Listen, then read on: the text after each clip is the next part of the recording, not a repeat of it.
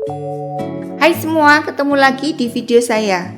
Ini adalah video part 3 yang akan tetap membahas buku yang sama, yaitu buku Hingga Akhir Waktu yang ditulis oleh Profesor Brian Greene, seorang mathematician dan theoretical physicist dari Columbia University. Saya excited banget ya dengan buku ini sampai saya bikin 3 video. Di video part 1, saya menjelaskan tentang asal-usul alam semesta dari mulai Big Bang. Juga tentang pengaruh entropi dan evolusi di alam semesta. Sedangkan video part 2, saya menjelaskan tentang teori lahirnya tata surya, bumi, dan awal kehidupan. Di video kali ini, part 3, saya akan menjelaskan tentang paparan Profesor Greene tentang bentang waktu alam semesta sampai pada simulasi kematian alam semesta.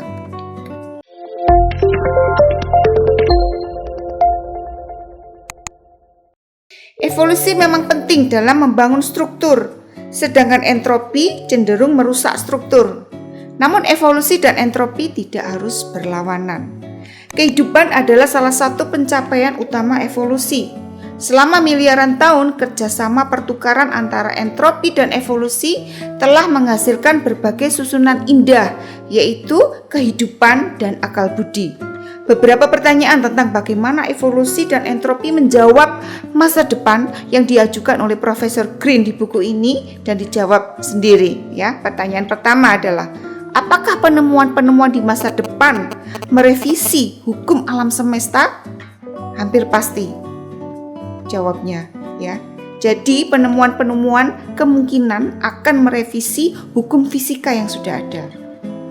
Akankah entropi dan hukum kedua termodinamika tetap relevan? Hampir pasti juga. Selama transisi dari fisika klasik ke fisika kuantum yang amat berbeda, matematika yang menjabarkan entropi memerlukan pembaruan. Tapi karena konsep itu berasal dari nalar probabilistik paling mendasar, matematikanya tetap berlaku. Profesor Greene membuat simulasi tentang lini masa alam semesta yang digambarkan dengan gedung Empire State Building, ya, gedung tertinggi di New York City, Amerika Serikat yang memiliki 102 lantai. Jadi mari kita bayangkan gedung itu sebagai pijakan bentang waktu alam semesta. Tiap lantai mewakili durasi 10 kali lipat lantai sebelumnya. Ketika kita mencapai lantai 86, artinya kita berada di 10 pangkat 86 tahun dari Big Bang. Suatu skala waktu yang sangat panjang dan tak terbayangkan. Sekarang ini kita kira-kira berada di 13,8 miliar tahun sesudah Big Bang. Masa sekitar 13,8 miliar tahun tadi sebelumnya ada di lantai dasar sampai lantai 10, ya, kita naik lagi dari lantai 10. Leluhur purba kita tidak tahu bahwa matahari terus-menerus menghujani bumi dengan energi berentropi rendah yang penting bagi kehidupan. Mereka mengakui pentingnya matahari dan sudah mengerti pola bahwa matahari bakal terbit lagi besok. Namun pola itu akan berakhir suatu hari kelak. 5 miliar tahun lagi, keseimbangan akan berubah. Meski matahari masih akan penuh hidrogen, suatu saat nanti akan hilang hidrogen di intinya, didorong oleh helium sebagai hasil dari reaksi fusi hidrogen. Matahari akan membengkak menjadi amat besar. Terus bagaimana nasib planet-planet termasuk bumi? Berikut simulasi komputernya, ya. Merkurius akan ditelan matahari yang membengkak, menguap dengan cepat. Venus mungkin akan ditelan juga, tapi beberapa simulasi menyimpulkan bahwa pembengkakan matahari boleh jadi berhenti persis sebelum mencapai orbit Venus yang bergeser. Dengan demikian bumi selamat, ya, maksudnya tidak ditelan oleh matahari, tapi kondisi bumi akan sangat banyak berubah. Mars yang mengorbit di jarak yang lebih jauh punya keunggulan jarak dan akan aman. Kita kembali lagi ke kondisi bumi 4 miliar tahun dari sekarang. Suhu permukaan bumi akan naik sampai ribuan derajat, cukup panas untuk mengeringkan samudra, menghilangkan atmosfer dan membuat permukaan bumi dibanjiri lava cair. Matahari merah raksasa akan memenuhi langit menjadi pemandangan yang luar biasa. tapi hampir pasti tak bakal dilihat oleh siapa-siapa. Jika Homo sapiens dan hasil evolusi berikutnya masih ada, itu pun jika mereka berhasil ya menghindari wabah mematikan, menghindari bencana alam, hantaman asteroid, dan jika mereka ingin terus ada, mereka akan harus meninggalkan bumi untuk mencari rumah yang lebih bisa didiami. Jadi, eksplorasi Mars yang dilakukan oleh Elon Musk harus sudah berhasil saat itu terjadi. Atau mungkin planet lain yang ditemukan ya, bukan Mars.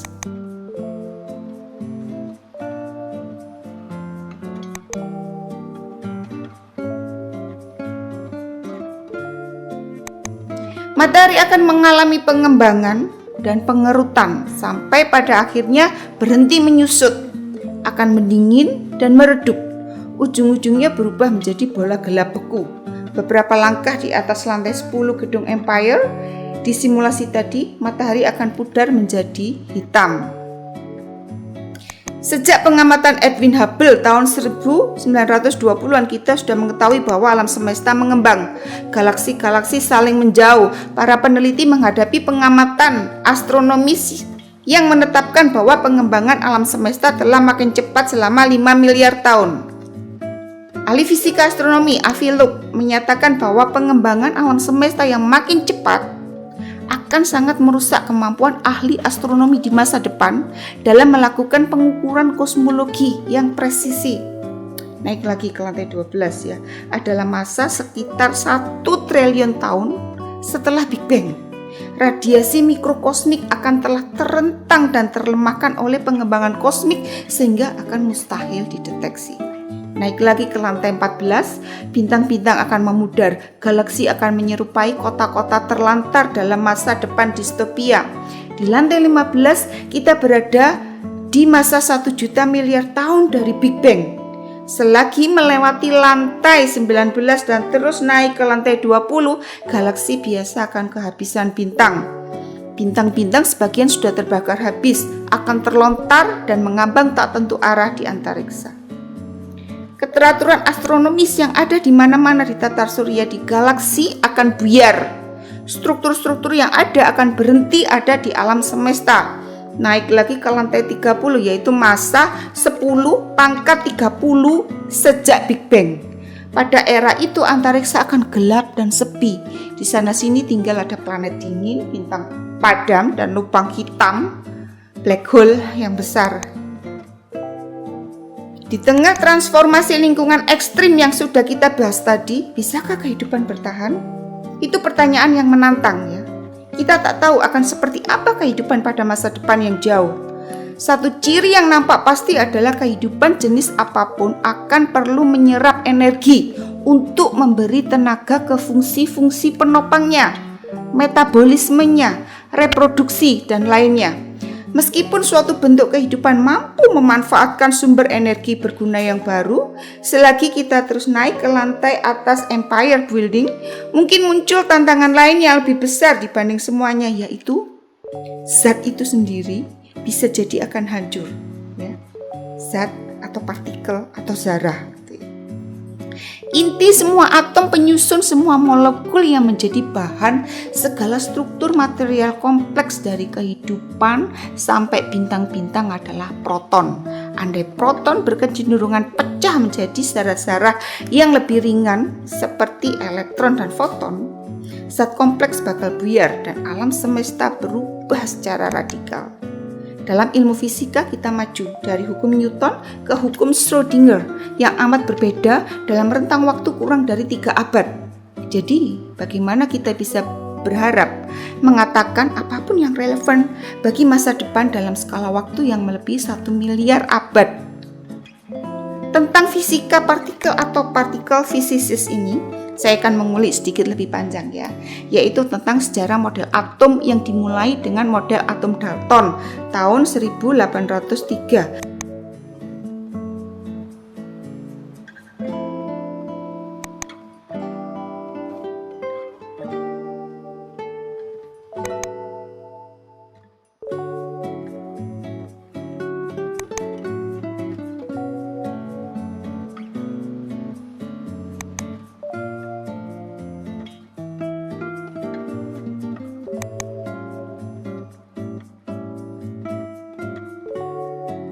Teori ini menjelaskan keberadaan 3 jenis partikel dasar, yaitu quark, lepton, dan boson. Teori ini juga menjelaskan interaksi elektromagnetik, weak force, dan strong force. Standar model of particle menjadi dasar dari model subatomik saat ini. Pembuktian adanya partikel Higgs boson tahun 2012 di Pusat Penelitian Nuklir Eropa atau CERN memakai LHC atau Large Hadron Collider atau penumbuk raksasa hadron, sehingga menjadi standar model of particle seperti gambar berikut.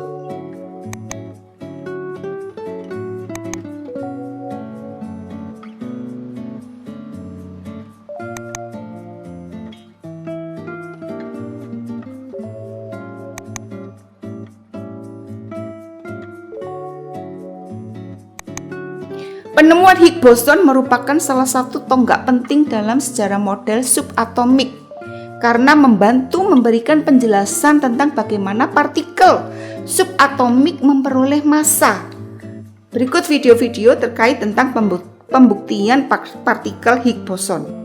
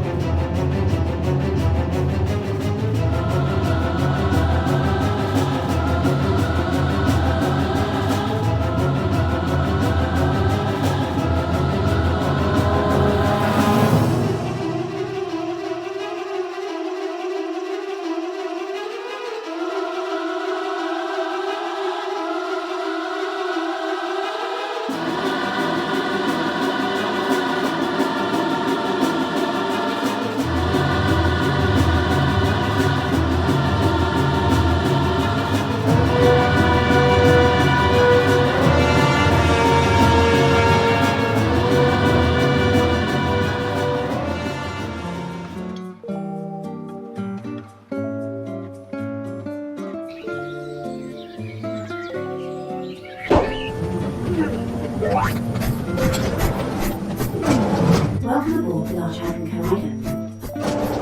Your journey today will take you 14 billion years back in time to a moment just fractions of a second after the Big Bang. A moment when many young protons like yourselves, orbiting around full of energy, colliding with each other and helping to create the universe as we know it now. Some of you will be involved in such collisions today, and I regret to say that some of you won't make it home. The whole world appreciates the sacrifice you are making to push back the frontiers of science. And who knows, some lucky one amongst you may have brief existence as an exotic particle. We are currently travelling at approximately 0.314 the speed of light, or 211 million miles per hour, and are accelerating towards the booster tubes and synchrotron circles. Hold on to your lunch. And onto the big circle itself. 27 kilometers of engineering miracle. You are surrounded by some of the biggest and coldest magnets on this earth. Don't worry if you're starting to feel a little heavy. By the end of the trip, you will be 7,000 times your original mass. They are now bending the beams. Remember, there will be a full debrief later for those of you that make it. We are looking for Higgs boson particles, tiny black holes, dark matter, or anything else a little unusual which might help prove one theory or another. Good luck, everyone. Collision in 3, 2, 1.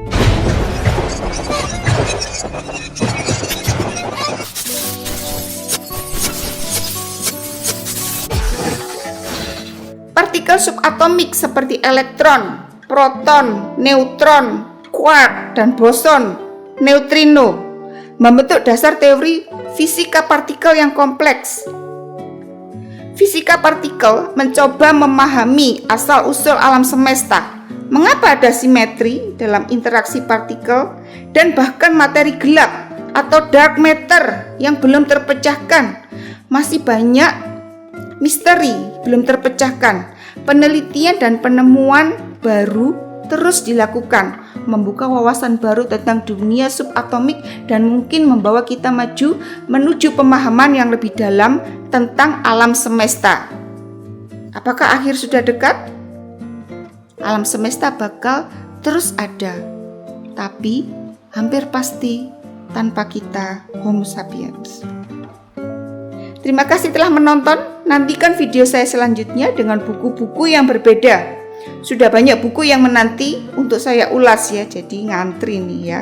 Sebagian sedang saya baca, sebagian lagi sedang saya tulis naskahnya, sebagian besar buku-buku sains. Namun saya akan mengulas juga tentang buku ilmu sosial. Terima kasih telah menonton. Bye.